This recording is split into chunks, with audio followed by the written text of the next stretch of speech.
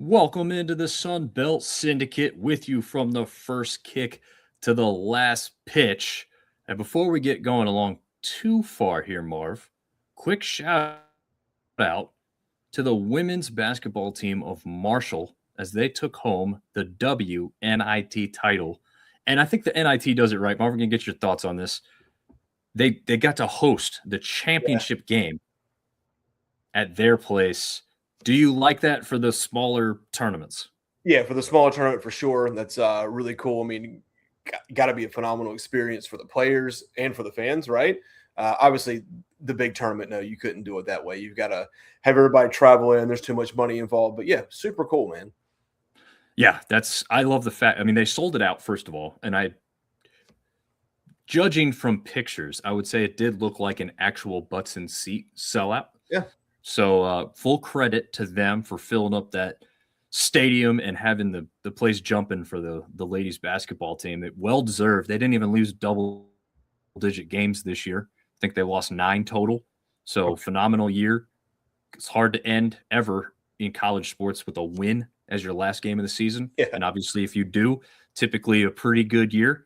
So congratulations to them on the successful WNIT title. Hopefully, they can keep that rolling as the women's basketball on the Sun Belt side of things. I know the men's basketball has struggled to really have somebody take a stranglehold and do a lot in the postseason, unfortunately.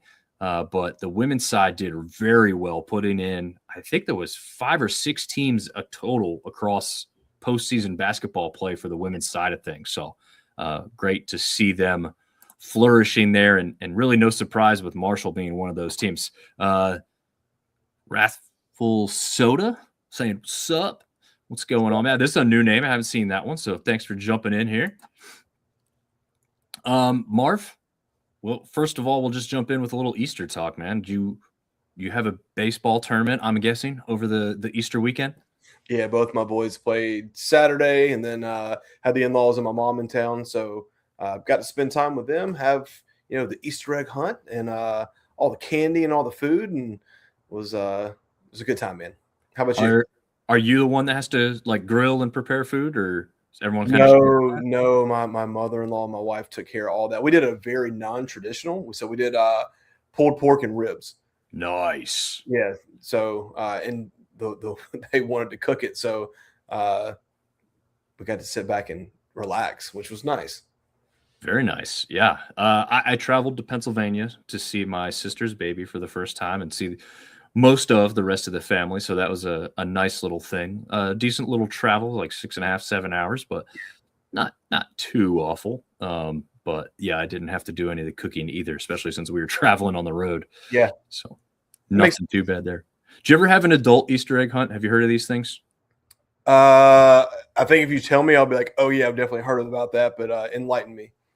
So my aunt did one for us when we were kind of college age or just out of college, I think, for some of us.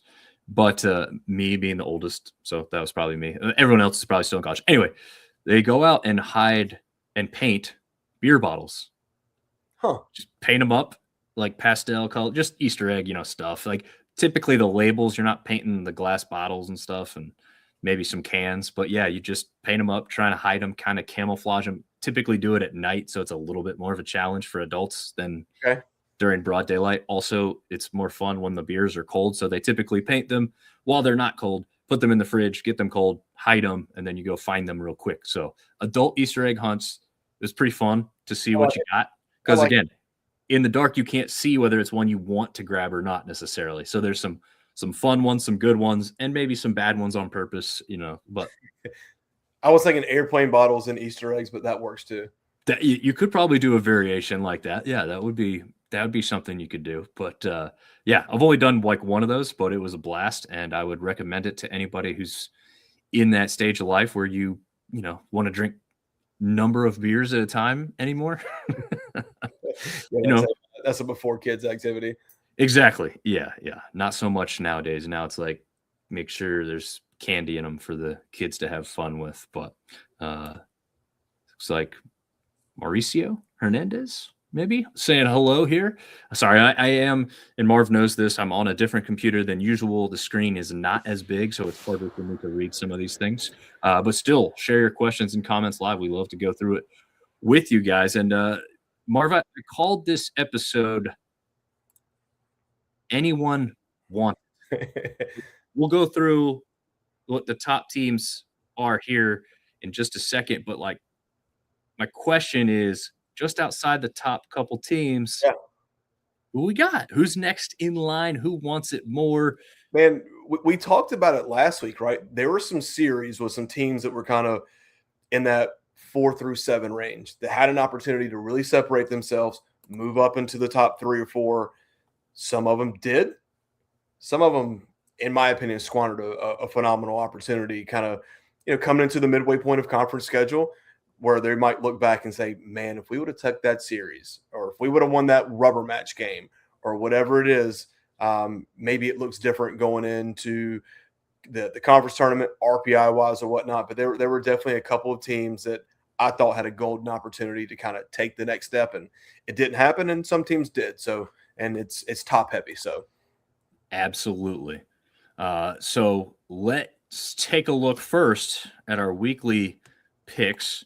And unfortunately, because of the Easter weekend and it being a little bit rushed, a little faster than usual, I didn't want to put anybody under the gun to try and get their picks in like super quick with just a few hours to do so. So I just said, I think the fairest thing here is to not put anybody under pressure like that because I struggled to get this thing out. I think technically the graphic actually released after the first game or two went live, but the picks were in well before that. I was driving from North Carolina to Pennsylvania, but we got this thing out. And Marv, I'm glad we did because look at that. I finally took you finally got one. And buddy, I sucked last week. That was bad. Yeah, I did not see your week coming. I mean, Seth and I were probably about where we thought we might be. I mean, I know Seth thought he was going to have a better week, I'm sure, but with where he has rounded out into form for the year as far as the series record is gone, not terribly surprising. Yeah, I was very surprised to see you only take 1 week. So how's that breaks down is I got 3 correct, Seth got 2, you got 1. Yeah. Which one, I guess, like if you're looking at your picks here, which one maybe surprised you the most that it didn't come through? Arkansas State and Troy. That one jumps off the page to me. ULM and Georgia State. And then, man, listen, Coastal Carolina hadn't lost a conference game in almost a freaking year, right? Like, yeah. I think I have it written down that when they lost game 2, that snapped a 32-game win conference streak dating back to last year. So, does it super surprise me they didn't sweep? No, but they swept everybody for almost a calendar year. So those are the 3 that kind of jump out to me. Yeah, definitely. So I finally listened to Chad Dickens, no relation, but he kept telling me, and he told you too, both of us in the same breath, stop picking Southern Miss to sweep. So I finally did pick against Southern Miss to sweep. And ODU did take a game. So that was one that really jumped to my favor. I definitely leaned on App a little too heavy from what Marshall had their struggles coming in. I thought App would win the series, and I thought, hey, they're at home. This might be the one where they can get 3 and kind of surprise some people. They ultimately won it 2-1. None of us picked them to win that one. No, I mean, no one did. They had been in a lot of close series. I mean, they took the ODU series, right? But yeah. We had seen too many close games go the other way. As an App State alum, really happy to see them pull the series off. And I was kind of looking at their schedule a little bit, man. They've got an opportunity here towards the back end of the schedule to win some series and really jump themselves up in the standings. Yeah, absolutely. Look who it is. Artie Cat saying, hi, guys. Yeah, Artie Cat is definitely going to be a guest picker. He's also going to make an appearance on the show. We're still working on that. Again, with kind of the rush of last week and this week kind of off the holiday weekend, I wasn't going to put that on anybody to try and make it work. But we're definitely going to have Artie on here very shortly as Texas State is going to bow out. That, again, like you said, that was another one that was maybe surprising. kind of thinking Texas State would sweep the lowly Georgia Southern, but Georgia Georgia Southern Southern's has been playing decent baseball as of late. they have. We're going to get into power rankings later, and there's a surprise there, I think, that we're going to see. And I do want to correct myself. We said nobody picked App State to win. I actually did pick App State to win the series, just again in a sweep, which was not correct. Artie Cat shouting out a huge congratulations to Chase Mora, new Texas State home run king, bypassing Goldschmidt. So I was going to have a trivia question for you when we got to that series. Artie Cat kind of broke it. But yeah, Chase Mora tied the record in the first game, broke the record in the second game, and then for good measure, he just went ahead and hit another one in the third game because that's kind of what he does. But I'm going to give you – I'll give you part of the trivia question. Do you know who Paul Goldschmidt is? I know that I've heard the name. I don't – yeah. He's just been in the majors for 11 years. Kind of was with the Diamondbacks and the Cardinals. The Cardinals when I started following him. He's now with the Yankees. But yeah, that's I didn't realize he went to Texas State, and Paul Goldschmidt's a big old dude. So yeah, more congratulations, man. You're in the history books. That's awesome, especially to kind of do that also in our last season with them being in the Sun Belt to have a record set. To add to the records there. That's pretty cool. Just to go over, I didn't actually update. I realized I didn't update the overall standings, at the top of there. I'll do that before we release this graphic to the masses on social media, as I didn't do it today. You still lead the overall picks, correct games versus incorrect games, not series. You are 92-28. Phenomenal. How the heck do I only miss 8 games, manage to get one series correct? That's the game that we play for. I saw a couple of new people comment, and they're probably looking at this like, holy shit, these guys are really terrible at this baseball picking. Yeah. It is unfair, the game we play. Not only do you have to pick the series, but you have to pick the games correctly. You can't just say, well, Coastal's going to win. It's like, well, which games do they win? Right, because I would think like for Coastal, for Southern Miss, we'd all have very, very similar records almost every week, right? If we're just picking who's going to win, that's why like, hey, let's put some stuff that gives some separation. But, Seth wanted to change the rules. We said no. So we threw him a bone and said we will include the overall win-loss record because he is doing better there. He's close to you at 87-33 overall. So not too far behind you. And then even though I've crushed Seth in the series picks so far, I am sitting back at 83-37. So I got some ground to make up on the games themselves. Here's the crazy stat for this week. Even picking different series outcomes, all three of us had at least some variation of different outcomes. Specifically, look at the Georgia State ULM series. I went with a sweep for ULM. You went ULM 2-1. Seth actually got that one correct, picking Georgia State to win 2-1. So there's just one like outlier that all three of us, very different picks. Every single one of us finished the overall record for the weekend at 15-6. That's not terrible. No, not too bad. I mean, again, different picks that we all came up. I think that's the first time that I can remember doing it, that all three of us had the exact same record throughout the week. So you missed one game per. So you miss one game per series. It doesn't kill your overall record, but it kills your series record. It does. Yeah. You were 16. It was bad. 7. You were 16-7 over 16-17. Sorry, 16-17 in your series picks, and we're clearly in the lead. And now you're sitting at 17-23, and now I'm closing in at 15-25 in those. But yeah, this is why it's fun. This is why we do it, just to have a lot of fun with it. Ben James jumping up saying, what's up? Wolves up. Artie Cat jumping back in saying, and Marv, I hope your son's doing well. Huge kudos to him. He's doing, his nose is better, but a funny story. So game last week, he gets in Little League, one of the older teams asked him to come and play, and he first at bat, he's going against the best pitcher in our Little League. Kid's 13, who's still age eligible by Little League standards and is the starting pitcher for his middle school baseball team. Kid was like 68 miles per hour. Second pitch of his at bat, right in the ribs. Oh, Can't catch a break. jeez. Yeah. Was that a quick recovery, or did that take a little while? Because that ribs thing, that can hurt. No, I mean it dropped him. It took him a second to kind of catch his breath, and he got up and walked to first base. I mean, he's 10 playing with a bunch of 12-year-olds, so like he's holding back tears because it hurt. I mean, he's still got a welt there, but that was in the bottom of the first inning. He played the rest of the game, got a big welt, and we came home, and I was like, "Hey man, they call you up. You want to play again?" He was like, "Nah, that kid's pitching." Can't blame him there, but that's awesome that he realizes, like, I'm not showing my soft side here, and I'm gonna walk this out, stayed in the game, everything. He wanted to. I could see it all over his face. He was fighting it back, but I know it hurt. But it's part of the game, man. You're gonna get hit. It happens. Yeah, I was right over here, right off screen from where I'm shooting this right now. We were playing knee hockey earlier tonight, and I was like rifling the ball at my son a couple times, right, just hitting it hard. It's a soft thing. It's not even like a hockey puck or anything. I caught him right in the eye, like hard. Yeah.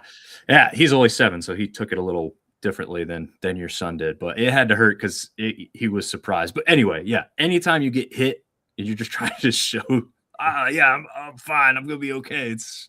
It ain't easy. No, it's not. Yeah, absolutely. Ben saying hopefully A-State can rebound versus Memphis tomorrow and versus Coastal in Jonesboro this weekend. That one's not going to be easy to rebound on. That's another one that, considering what Arkansas State has coming up, I think they left a little meat on the bones this past weekend. Yeah, I do agree. So let's jump back into that with this week's power rankings. And for the first time this year, these power rankings took into account what happened over the weekend. We typically release these on Friday before the games start over the weekend.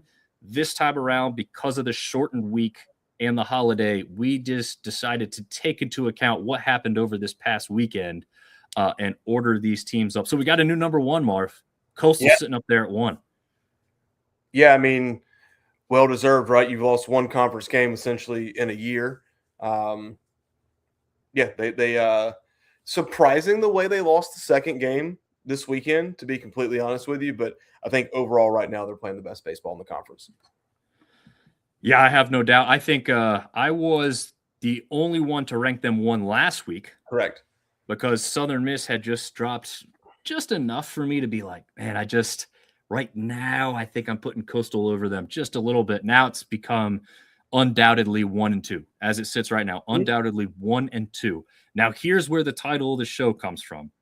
Who wants third? Not only who wants it, who's laying claim to it. And Marv, I think 3 through 7 or 8 or maybe even 9, you're just saying like, who's gonna like take the next step and prove that they deserve to be number 3 in this rankings? Because I can tell you right now, that's where it starts to differ. I think I have a stat up on how these clear number 1 tier, all right, the top 2 teams we just mentioned, Coastal, Southern Miss. Tier number 2 includes Texas State, ULM, A-State, and South Alabama. So not quite the 7 and 8, like I said, but those teams are in it. But in the poll itself, 3 through 6 different placements for all of these teams. But it looks like Texas State for this week held the 3rd spot. Yeah, I think clearly right now they are the 3rd best team in the conference. I think there's it's 1 and 2, a little bit of a gap. Then to me, it's Texas State, then a little bit of a gap, and then 4, 5, and 6. It's like, especially with 4 and 5, like I think both of them once again left a little meat on the bone, squandered a little bit of an opportunity to kind of close that gap between 4, 5, and 3. And then App, just little recency bias. I mean, coming in and winning that, and they'll have an opportunity to move up the polls a little bit against ULM this weekend. Yeah, definitely. Now, I differed. We have ULM at 4. I personally have them in that 3rd spot right now. One reason I wore the Warhawk shirt, Marv reminded me that they play our favorite team this week. How dare you? How dare you? To my credit, on the way to my son's school this morning, I wore the hoodie that Seth got me for App State baseball. Okay. So I was repping. Always wrap. But I went with ULM in my poll at 3 because guess who they swept? The team above them at number 3, Texas State, earlier Yeah, this season. that was earlier this season. It was. I think Texas State's heated up and ULM's cooled down just a little bit. I would say I'm starting to kind of get there. And again, that's why, I mean, like I was kind of coin tosses between them for me as well. But again, I had to look at something that like helped prove an argument. And to me, the fact they went head to head and ULM claimed it right now still has, if ULM gets swept this next weekend, they ain't going to stay there for me. But I was looking for something to say, hey, this team right now is here. But like you said, and like we talked about, it's definitely not clear. It's a muddy water situation, and these teams are going to have to continue battling to see who can stand up there. Let's talk about the Cajuns, and just to jump over to a segment that we didn't really have really assigned for any specific spot, so Artie brings it up, so it fits here just as well. Yes, did you see Lafayette's coach go nuclear on JMU's dugout? Locked On Sunbelt did a segment about it. Lafayette in the danger zone. Absolutely. So they've dropped tremendously in our power poll, easily on the left side last week. Now they are number 11. The crazy thing is, if you look at overall wins and losses, not conference, right? Louisiana's 19-13, which they tied for the second most wins in the conference. They are 4-8 in conference. They are 4. So, which means that they were 15-7 coming in, or 15-5 coming in, and since they've gotten to conference, they have just not played great baseball. I think if you look at 10-11, right, if you were to go look at our preseason poll, they're significantly further back than where everyone thought they would be. Absolutely, like you just kind of mentioned in a different way, Cajuns number 25 in the country by the poll we go off, which is D1 baseball. And they just haven't been able to stay at that level. Although, like you said, that overall record still has them looking decent until you look closer. And like you said, they're just struggling mightily in conference. And let's be honest, they haven't played the Southern Misses and the Coastals of the world just yet. That's the thing is I was just looking. I was like, what? They haven't. They haven't played the top of the conference yet. It's coming for them. Louisiana, they've got Southern Miss this weekend. Yep. That's I don't know, man.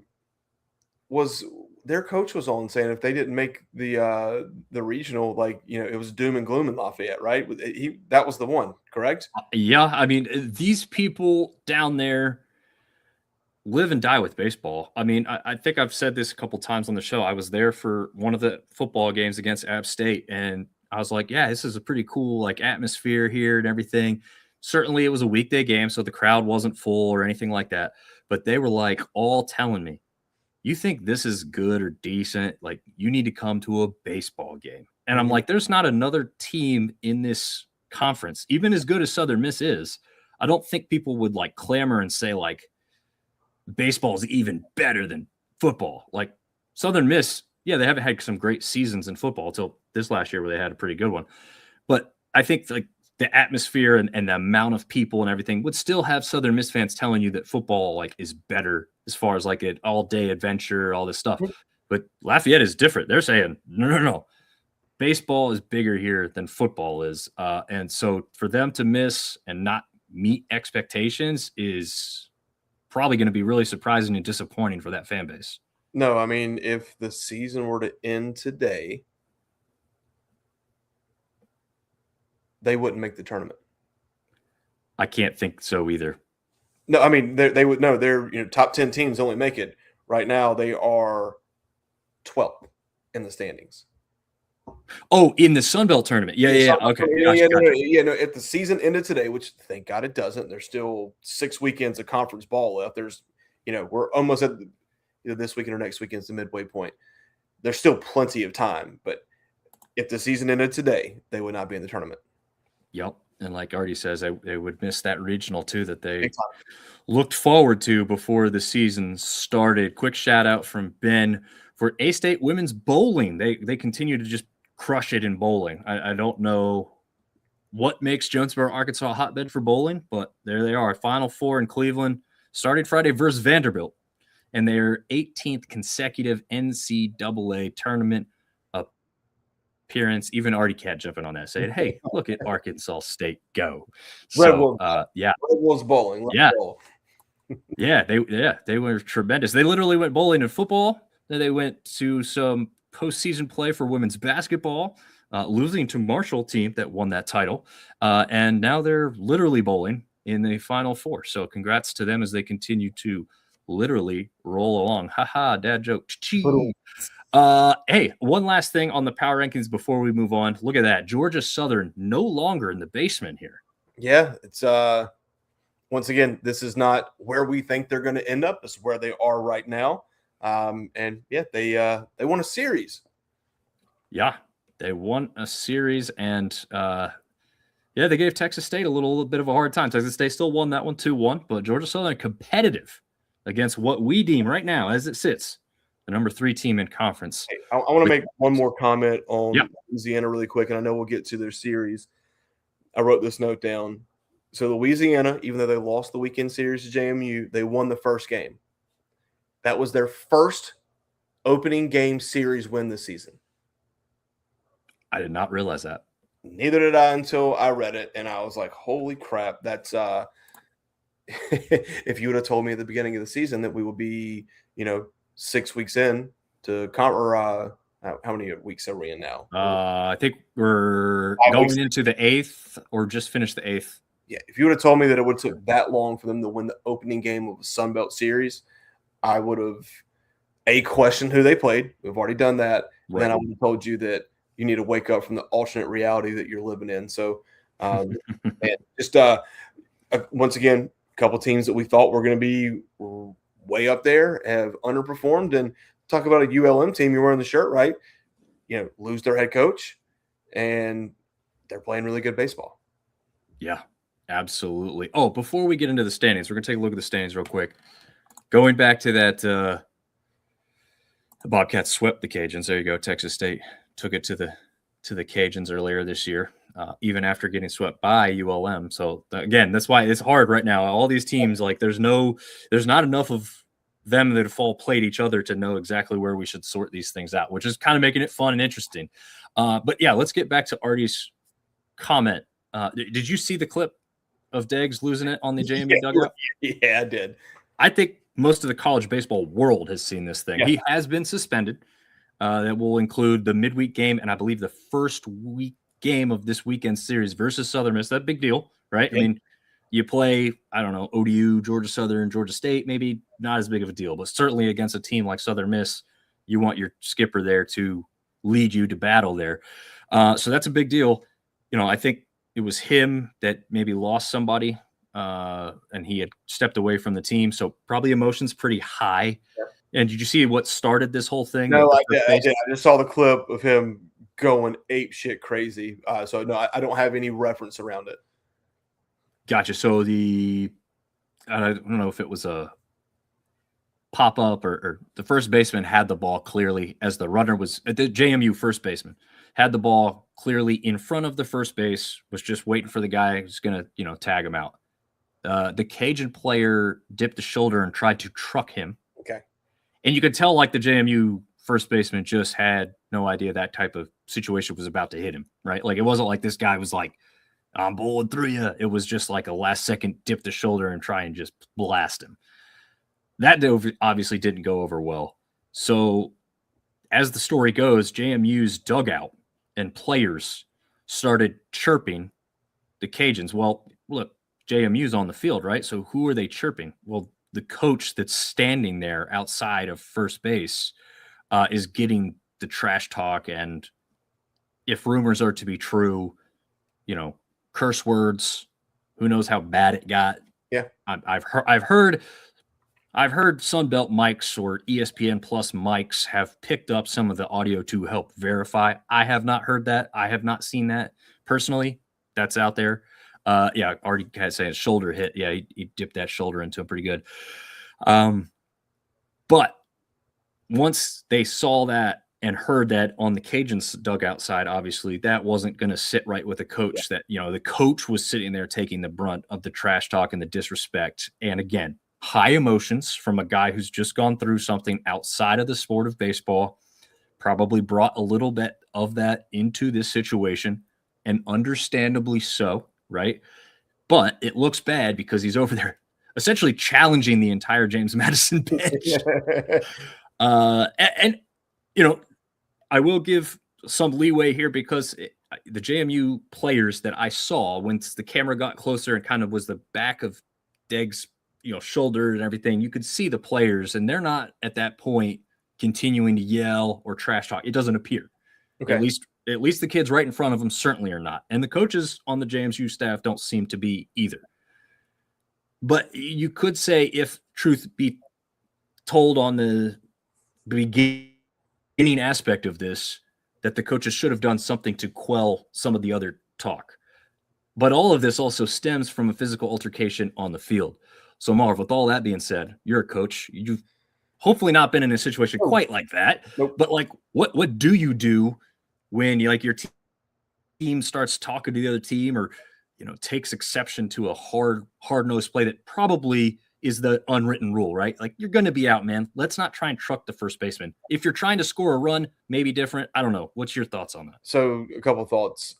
Number one, he's been through something off the field. His team's not playing good. Maybe a little hockey mentality, like let me get the boys riled up a little bit. True. Right? Didn't work. They lost 5-1.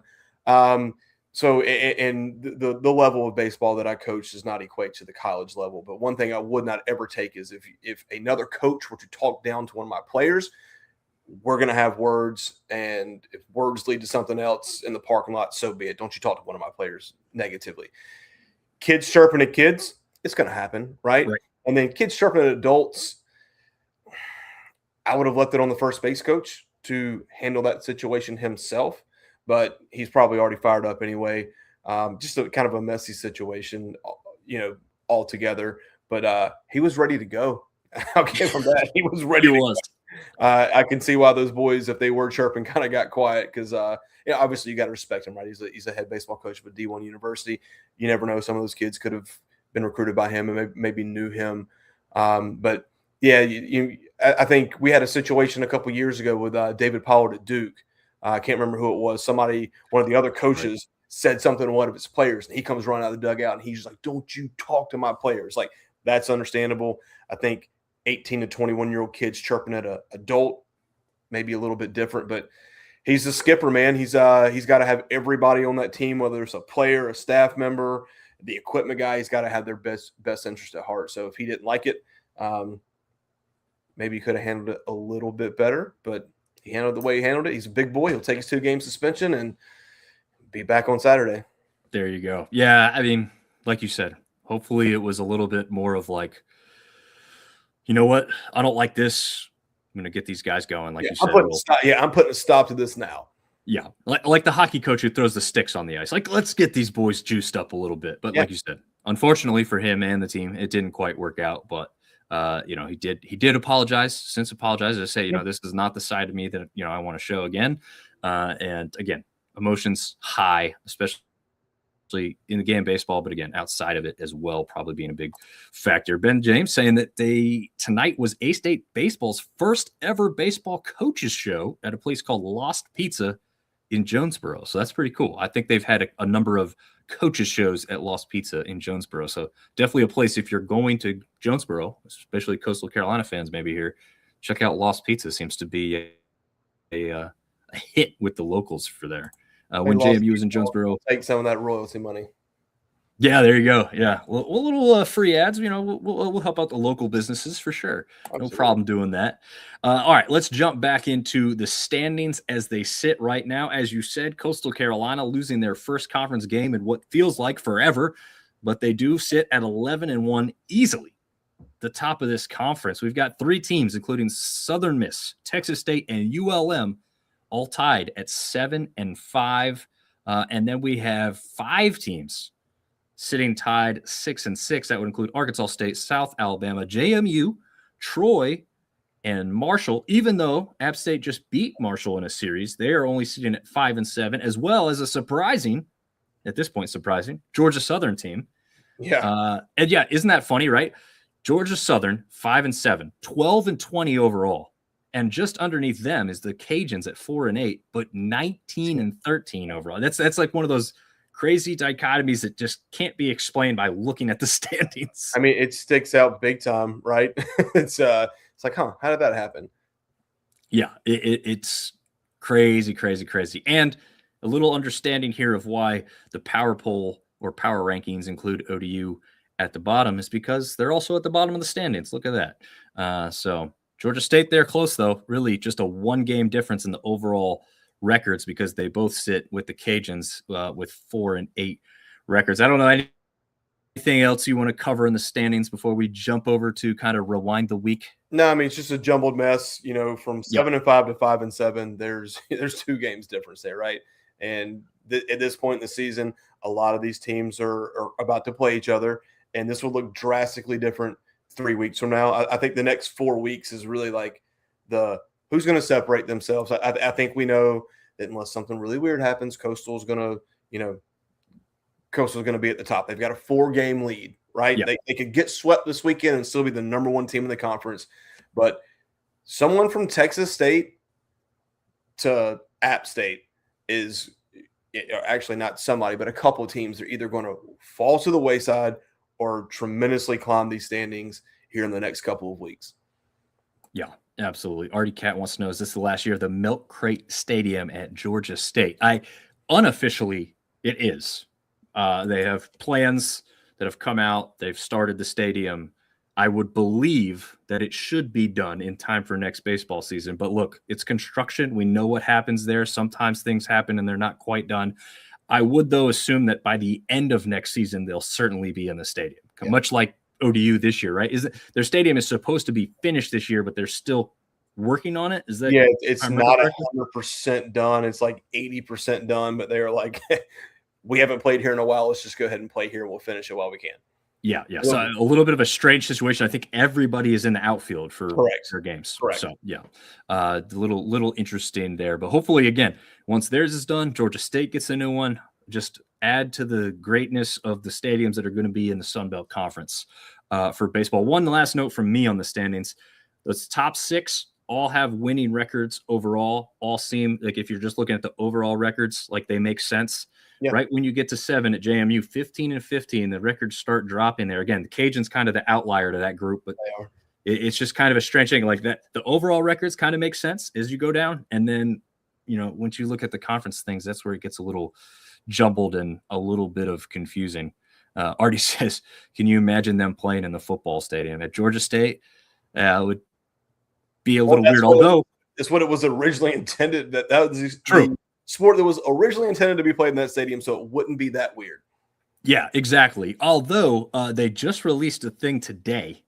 I think it was today, at least that I saw it on X. It was today, a master plan for the further development of the area, which includes not a baseball field because that's going to be off-site a little bit, but there is going to be a softball field almost like literally connected to Center Park Stadium, and then an outdoor practice indoor/outdoor practice facility. From the looks of it, it's kind of like what Georgia Southern has, which is covered, but it's not fully enclosed. Okay. Typically, probably in Atlanta, you don't need it to be fully enclosed. So there you go. But that's what the design is showing as of right now, which probably makes sense. Like, why not build up around that part? Chris Reitzel saying Coastal standing out.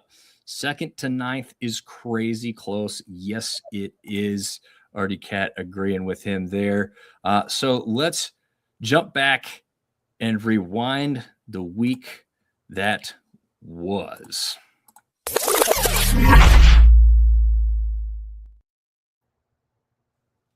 So we typically do a little snapshot of the week, and this one's really quick and easy this week, Marv. There were no sweeps in the conference this past weekend, or half a weekend, if you want to call it that, because we had games Thursday, Friday, Saturday. And so because there were no sweeps, no one got swept. So there you go. We don't have anything to cover there. That's super easy. Keep moving. Right along. So here is some of the games from this past week. And I don't think we had anything that was truly amazing that stands out. But as we look back at some of the games, so we had a shot at number 10 Virginia, number 5 Georgia. Those didn't go our way with ODU and Georgia State dropping those games. Is there one that stands out as maybe the best win? Again, everybody went Tuesday. It was a shortened week, so there were no other games in the so these were all the games played in the Sun Belt outside of conference. Is there one that stands out to you more than the others? ULM over La Tech. Obviously La Tech coming into the conference next year. I think that's the best win. There's a pretty obvious worst loss on there. And then there's a pretty obvious close. Well, there's 2 close calls on there. But the Southern Miss losing to Southern Louisiana, that's the shocking loss. And then Coastal played super close game with the Citadel, and man, Texas State had the lead in that Texas game for a while. And we all know that last year we joked and called them the state champions of Texas. They got a chance at Texas A&M tomorrow night. But I've said on this podcast that I think Texas is the best team in the country. I know UCLA is ranked number 1. We'll see when it all goes down. But 2 close calls, 1 bad loss, and I would consider the ULM over La Tech the best win of the midweek. Yeah, I don't disagree with that. I mean, to me, the most disappointing loss, I'd have to agree with you, Southeast Louisiana over Southern Miss. They were just, I mean, it wasn't even close, really. It was 5-0. I think Southern Miss had a kind of a solo shot or something that got them the 1 run right at the very end. The other one, to me, disappointing loss-wise, is McNeese State over Louisiana, really? 10-7? I mean, I don't like that. With the season the Cajuns are having, it kind of fits, unfortunately. True. Yep. A biggest win, I guess I just have to go with you, with ULM easily dispatching of La Tech, right? That's a game that's going to mean more in the coming years as they transition into this conference, whenever that officially happens, as Marty Cat knows from listening to Dave over at the Locked On Sunbelt, like he's covering all that stuff. I'm going to stay out of some of that because it's just not that interesting, right? The legal battle, the legal process. But yeah, you're right. The Coastal game too, like they were in an absolute dogfight with the Citadel. I think they were down twice in that game before they finally took the lead and won that thing very late, 3-2 over there on the road. So maybe some points for that. New Orleans over South Alabama is one Ben's throwing out. And absolutely, that is a little bit of a surprise. Although what I've said following this conference over the last couple of years in baseball, New Orleans gives our teams a hard time. I don't know why. I don't know how. But if I'm not mistaken, New Orleans was a regional team, not last year, but the year before that. Traditionally a fairly solid team. And you're right. They play the Sun Belt teams really hard for whatever reason. Yeah. I mean, that's the best way to describe it right there. They just play them hard for some reason. Do they want to be in this conference or something? I don't know. But got to have a football team to be in the conference. That's true. Artie's Cat seems to be agreeing with you with Texas. UT is very, very good, which, again, leads credence to why we have Texas State at number 3 when they're competing with a team that is number 2 and in some people's minds number 1 in the country as far as baseball is concerned. So we'll jump over to see not every game, but the Sun Belt specific conference play scoreboard from the weekend. Now, any series that were completed before Saturday's finals are not here, as Texas State had already dispatched Georgia Southern and Georgia State had already taken care of ULM. But is there a series, again, no sweeps, no one got swept. No. Is there a series that surprises you the most in this one? Man. Good or bad outcome? You don't have to do separate. You can just say it's just the biggest surprise. You know what? Let's break it down series by series really quick, right? Okay. App takes the series against Marshall, lose the first game 12-6. We're winning until the middle innings. I think in that first game, Marshall scores 8 runs in the 5th, 6th, and 7th combined. Come back to win the series. Surprising? No. That series could have gone 2-1 either way, right? Coastal had a hard-fought series with South Alabama, right? They lost the second game 15-2. We talked about it snapping their 32-game conference winning streak. And then the last game, they went on a walk-off, right? That was a very close competitive series. Almost the exact same thing for Southern Miss. Walk-off to win the rubber match, to win the game in an 8-7 game. Um, Surprising, I think, would be the last three. Texas State, I expected them to beat Georgia Southern. Um, Troy lose or Arkansas State losing to Troy surprises me a little bit. I think if you would have not known anything about the conference this year and just looked at previous years, you would be like, oh, yeah, well, Troy's supposed to win that. Well, Troy hasn't been playing great baseball, and Arkansas State was playing really good baseball. Same thing with ULM and Georgia State. Same thing with JMU beating the Cajuns. I thought this was kind of the weekend that the Cajuns would right the ship. I thought this was the weekend that Arkansas State would separate themselves. And I thought it was the weekend that ULM would say, hey, man, we're here, right?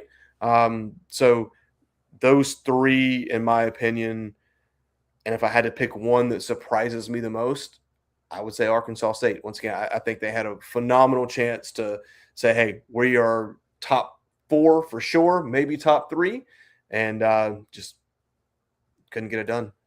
Yeah, absolutely. I do like this stat from Ben James here.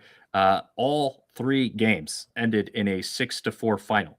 It just alternated which team between Arkansas State and Troy won the game. That's crazy. I didn't realize that when I looked it up. I have it written down now that I look at it. I'm like, holy crap. Well, what's so funny is as I do this scoreboard, as we share it on socials and stuff, every time I did it, I was like, oh, I didn't change that score yet. Oh, I didn't change that score yet. And I'm like, no, I did change that score. It's just like literally the same. Just had to make sure the 4 and the 6 were in the right spot for which side of the equation it was on, which is just nuts. And the one that maybe surprised a lot of people was JMU over the Cajuns. That's one of the ones I got right in the pick'em. It wasn't like I fully believed in it, but I thought it could happen. And so I took the chance that, like, yeah, this is one no one else will choose. So I got lucky on that. I won't lie. I'm not going to sit there and say, like, I was very confident, would have put $100 on it kind of thing. No. But, I took a chance on that one. Warhawks, I'm sporting the shirt tonight. I would have thought they would have taken down Georgia State. But I'm not sure which one I'd even say is the most shocking. And I don't know if there's one that's good in a shocking way. I don't think anybody blew anybody out of the water this weekend, which makes me think like I'm leaning to which one is the most surprising in like somebody let me down. And I don't think it's a clear answer there either. Because you could. If I'm looking back, I think 6 of the 7 series, the third game was the rubber game. Yes. Texas State had the series won before they lost their last game, but every other series, that third game mattered, which is what you want to see when you get this deep in the conference. And True. We always talk about how hard sweeps are to get, but man, there's been a lot of sweeps coming into this weekend.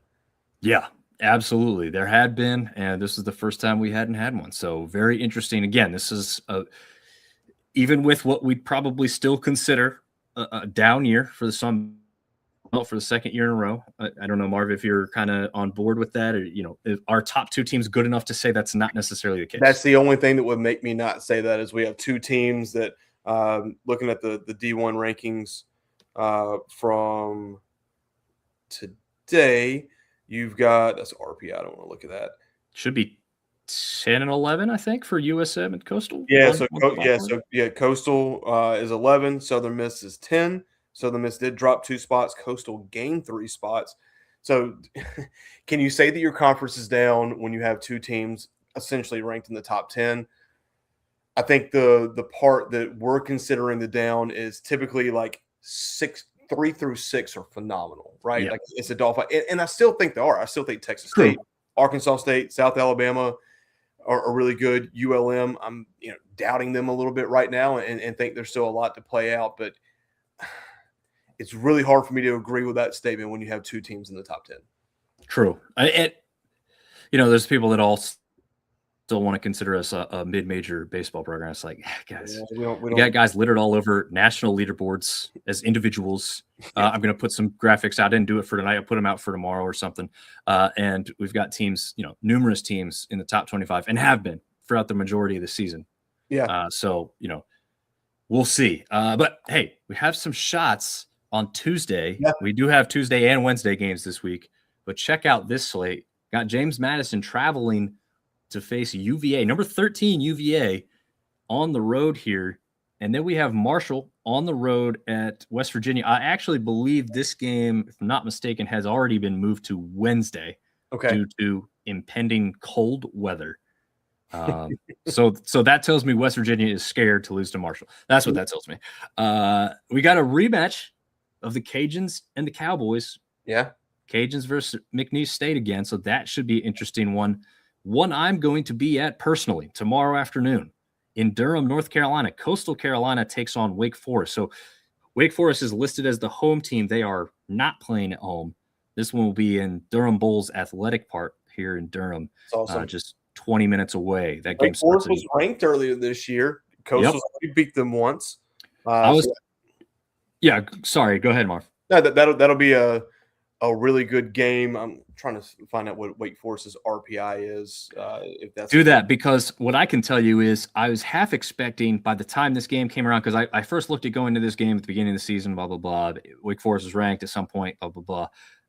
24 RPI. 24. Okay. So I half expected when I saw the new D1 rankings come out, say Wake Forest could be at the very bottom of this thing. And I didn't think they would jump way up high or anything, but thought they would be up possibly in the 24-25 spot just after this past weekend. And they're 23-10. You know, they're 5-5 in the ACC, but yeah, 23-10. Yeah, and I think there was at least one series where they got like swept, and it was somebody who wasn't great, if not mistaken. So that's probably what dropped them out of the rankings. But again, it's the ACC. They have every opportunity to jump back up to the rankings with a couple big wins in some series. But this was a game, I believe, went Coastal's way 10-6, I believe, in the first round of this one. Yes. The last 10 games between these two teams, 5-5, both teams. So this one should be pretty good. They typically put on a good show. The New Orleans team we just talked about, traveling on the road to Pete Taylor Park, that's going to be an interesting game just to see how Southern Miss handles, a team that can be feisty and a little hard for some of our teams to beat. Arkansas State gets another shot at Memphis, a game they probably should not have dropped last week. That logo there that looks like verses in green and red and white is Mississippi Valley State going over to ULM. Let's see if ULM can get back to some winning ways against a team that they should beat. And Texas State gets yet another shot at another Texas team, and Texas A&M currently ranked number 18 in the country. Do you want to just put it together and say what's the best game between Tuesday and Wednesday, or do you want to do it for Tuesday and then we move on to Wednesday's schedule? I mean, on this page, I would have to go Coastal Wake Forest at Durham Bulls Athletic Park. I think that's pretty cool. I also think that Texas A&M Texas State game is pretty good. Yeah, I want to see if Texas State can get that done because, as we talked about, number 3 in our rankings, that would put a stranglehold. If they could beat a ranked team like this after playing Texas close, that starts to see like, hey, who wants it? Texas State's going to want it, right? I mean, they're trying to grab it, but can they get it done against a Texas? Ben James calling New Orleans over Southern Miss. That would we talked about how New Orleans plays all our teams close. That would be another back-to-back nasty midweek loss for Southern Miss, in my opinion. Yeah, absolutely. But you do have to also talk about the regionality of some of these matchups too. ODU, William and Mary, I believe that's another game between two teams that have already played. App State, UNCA, which is UNC Asheville. They just played last week. Asheville got the better. No. App State. Yeah, App State run ruled them for that game, if I'm not mistaken. That's right. Wofford playing Georgia State, so not too far away from each other. I think we talked about all the other games. So let's jump over to that Wednesday slate. I'll go ahead and say Coastal and Wake Forest is my top game as I'm going to go to it. So that one's probably not hard to figure out there. Cajuns, 2 nights in a row here. They're going to go play Southeast Louisiana. All right, I think they have 2 nights. Don't they have a game on Tuesday? Yeah, they play McNeese. Yeah, and then they get to play a team that just beat Southern Miss. Just time to play Southern Miss. And we'll get to this in a minute, but those 2 teams play each other over the weekend set. So, yeah, this will be a nice little preview as to how teams match up and what to maybe expect. Troy gets the Florida A&M Rattlers again. They just played last week. Troy won that one. Texas State then plays Stephen F. Austin. So Texas State does not have an easy week before they get into conference play again. The Cajuns right now, while you are in conference play, playing 2 midweek games makes no sense to me. Yeah, that's tough. I mean, you want to talk about bullpen attrition and just like wear and tear on your day-to-day starters. Like, it doesn't make any sense to me. The only part that does make sense is, hey, we have this Stephen F. Austin game. Hey, Texas A&M just called, and they won a game that week too. RPI? Yeah, you call Stephen F. Austin back and you're like, hey, man, not this year. Yeah, we'll give you some of the money that Texas A&M is going to pay us, and we'll just transfer it to you because we don't want both. Yeah, no, that's true. It is going to be tough, but if they could take both of those heading into the weekend, RPI gets a really nice bump. A massive looking pretty good in the conference play. But then, like you said, talking about how many starters you use during the week, you have those guys available when you need them over the weekend. So it could be a tough thing. South Alabama takes on Alabama State. Should be a win for South Alabama. Should be, but you never know. Some of these teams have had some letdown games, and we'll see what happens. Is there one that sticks out to you on the docket for Wednesday? Just no. I'll say the Cajuns in Southeast Louisiana because of what you could kind of take from that game. But other than that, yeah, not a huge standout game after the big slate on Tuesday. Oh, and I forgot to do our little, series of the week here. So we'll get into that.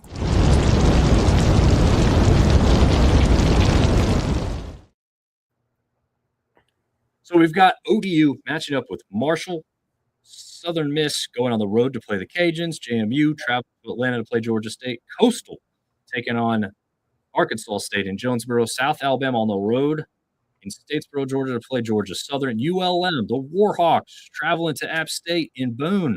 Maybe a little cold, maybe a little chilly weather. I'm not sure. I haven't looked. I think the weekend in Boone's supposed to be, if it's anything like it's going to be here, it's supposed to be really nice. I'm gonna fact check that real quick. Let's see.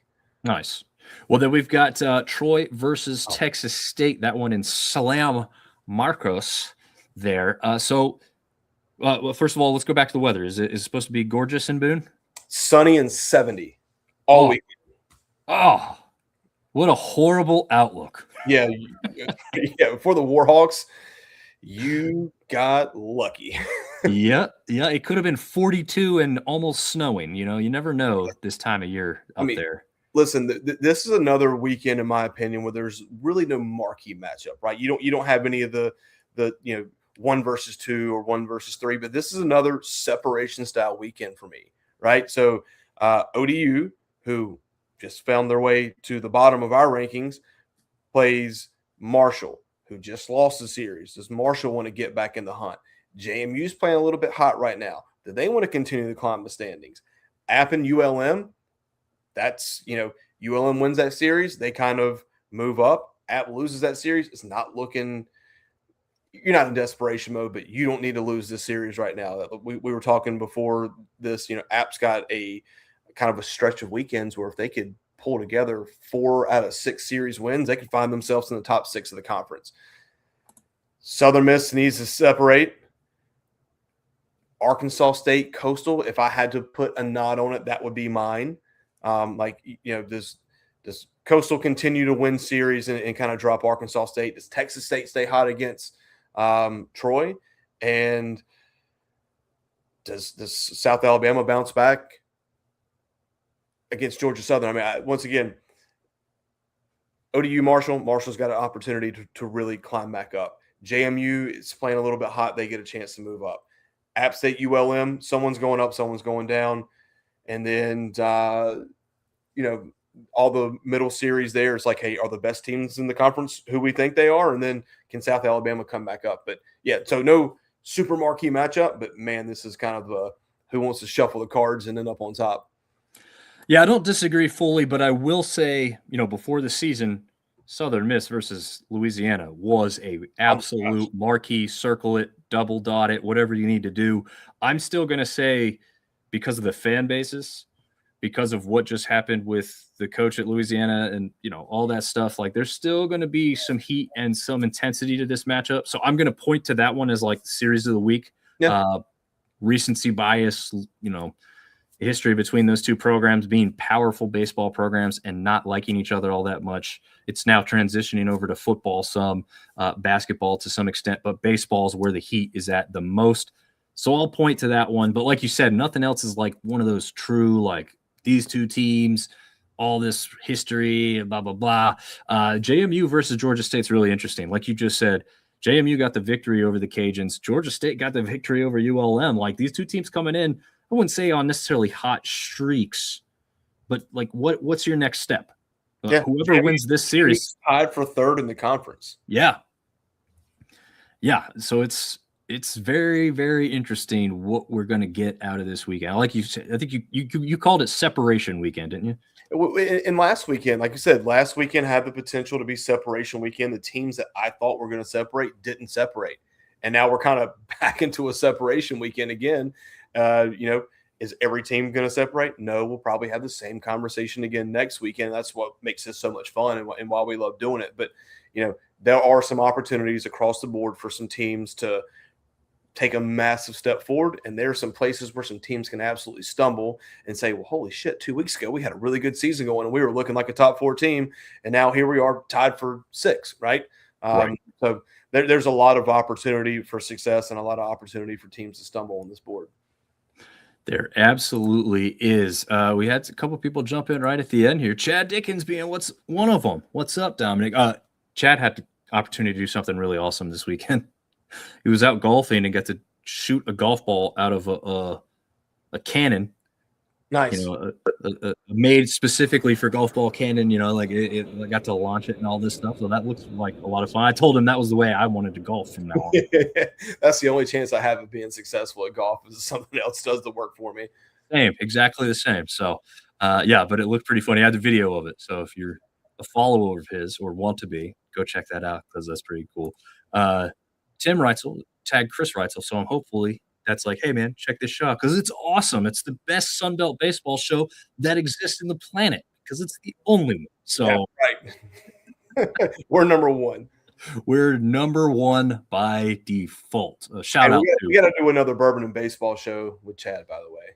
Yeah. We do need to do that. That was a good time. Pairing bourbons with baseball teams. Just make sure I don't have anything on the schedule until noon on Tuesday. Yeah, there you go. Yeah, that's one where you want to indulge a little bit. So before we get any sponsors that say, hey, you can't do that anymore, we need to have one of those. He's saying, yes, we do. Unless we can get sponsored by Eagle Rare, Wellers, or Buffalo Trace, and we'll gladly do it every week. Yeah, exactly. Yeah. Cigars, bourbon, whatever. We'll do it all. I can't smoke down here, but I'll just enjoy a cigar every once in a while. I'll let you get a cigar and I'll drink the bourbon. How's that? Well, I'm not even a big cigar guy, but occasionally, for some fun, celebratory, of course, There you go. But Dead James jumping in saying, hopefully A-State can get back into some smash mouth baseball. Yeah, hopefully for their sake, they can do that. We'll see if that's what can happen. Marv, any closing thoughts to leave the people with before we get out of here? No, just looking forward to another weekend and looking forward to one of those 3 through 6 teams saying, hey, I'm legit, or not 3 through 6, I think Texas State is, but like 4 through 7. Like somebody's got to step up and say, hey, I'm legit. You can keep me on the left-hand side of this power ranking for the foreseeable future. Yeah, absolutely. I'm looking forward to the Coastal versus Wake Forest matchup tomorrow. I'll be there. I'll be there with my son. We'll provide some sort of coverage for you on the socials if you're tracking us. And so just keep an eye out for that. And we will see you guys from the field. See you later.